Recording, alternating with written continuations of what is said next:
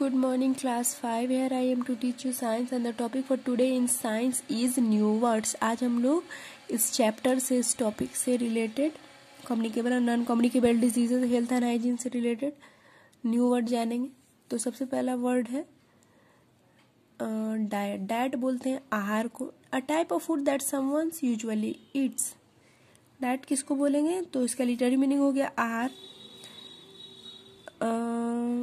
और इसका डेफिनेशन क्या हो गया कि ऐसा फूड, ऐसा भोजन जिसको हम लोग खाते हैं. अब हम लोग को पढ़ना है एलर्जी. एलर्जी बोलते हैं medical condition which your body reacts badly to something that you eat, breathe or touch. Allergy किसको बोलेंगे? तो ऐसा मेडिकल कंडीशन, ऐसी मेडिकल अवस्था जिसमें किसी भी इंसान का शरीर अच्छे से रिएक्ट नहीं करता है, मतलब पॉजिटिवली रिएक्ट नहीं करता है, बैडली रिएक्ट करता है अगर वो किसी चीज को ब्रीथ करता है, टच करता है या फिर उसको इनटेक करता है, खाता है.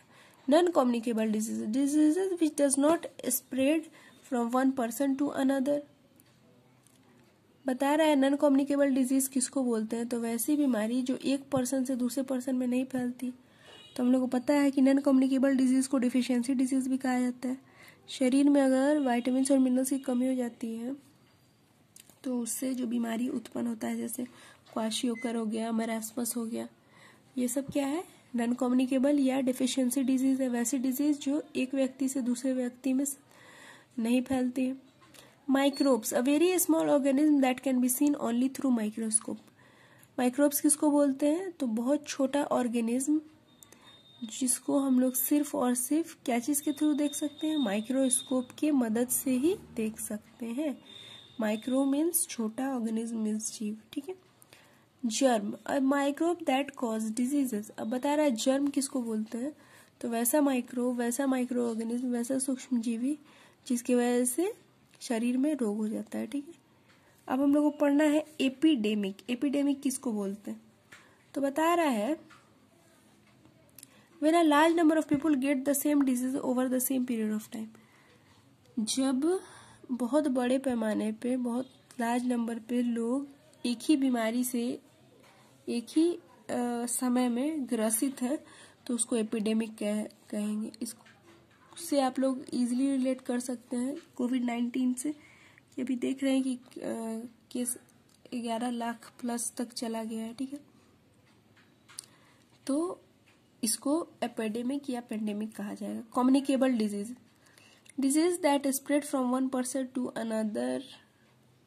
अब बता रहा है कम्युनिकेबल डिजीज वैसी बीमारी जो एक व्यक्ति से दूसरे व्यक्ति में पहुंचती है, इन्फेक्टेड पर्सन से हेल्दी पर्सन में. ठीक है. उसको कम्युनिकेबल डिजीज कहते हैं. एग्जाम्पल हो गया इन्फ्लुएंजा, हो गया कोविड, हो गया कोरोना वायरस. कंटामिनेट का मतलब होता है मेक इम्प्योर. कंटामिनेट का मतलब होता है किसी चीज को दूषित करना, गंदा करना. Pasteurise. To heat for a certain duration of time and cool quickly. बता रहा है कि किसी भी लिक्विड को, यूजुअली मिल्क को, एक सर्टेन टाइम के लिए हीट किया जाए और उसको तुरंत कूल कर दिया जाए. उस मेथड को पैस्चुराइज या पैस्चुराइजेशन कहा जाता है. इसके बारे में हम लोगों ने पढ़ा था ना डू यू नो वाले सेक्शन में कि 60 डिग्री पे उसको गर्म करके मिल्क को और तुरंत उसको रेफ्रिजरेट किया जाता है, यानी कि कूल किया जाता है. यही मेथड पास्चुराइजेशन कहलाता है. Vaccine. Medicine that help the body to prevent a disease from occurring. Vaccine बता रहा है कि ऐसा मेडिसिन है, ऐसी दवाई है जिससे हमारा शरीर जो है वो किसी भी बीमारी से बचा रहता है, बीमारी होने से प्रिवेंट होता है. So students, that's it for today. Tomorrow I will be back to teach you rest of the topic. Till then stay home, stay safe. That's all. Thank you.